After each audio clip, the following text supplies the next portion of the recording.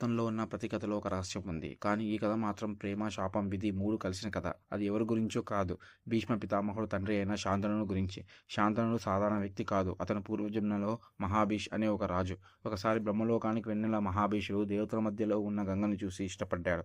దాన్ని గమనించిన బ్రహ్మదేవుడు కోపంతో "నీవు మళ్ళీ మానవుడిగా జన్మించి గంగను మళ్ళీ ప్రేమించు" అని శపించాడు.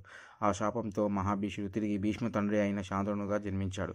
అప్పుడే తన జీవితంలో భూమిపై గంగను చూసిన శాంతనుడు తనను వివాహం చేసుకోమని గంగను అడగగా, అప్పుడు గంగ "నేను నిన్ను వివాహం చేసుకుంటాను, కానీ నేను ఏం చేసినా అని అడగకూడదని షరతు పెట్టాడు.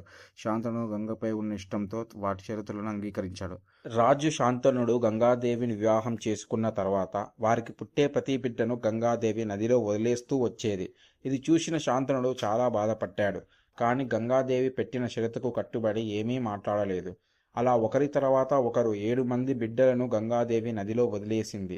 కానీ 8వ బిడ్డ పుట్టిన తర్వాత శాంతనుడు గంగాదేవిని అడ్డుకుని "ఎందుకిలా చేస్తున్నావని" అడగగా, అప్పుడు గంగాదేవి "ఈ పిల్లలందరూ దేవతలు.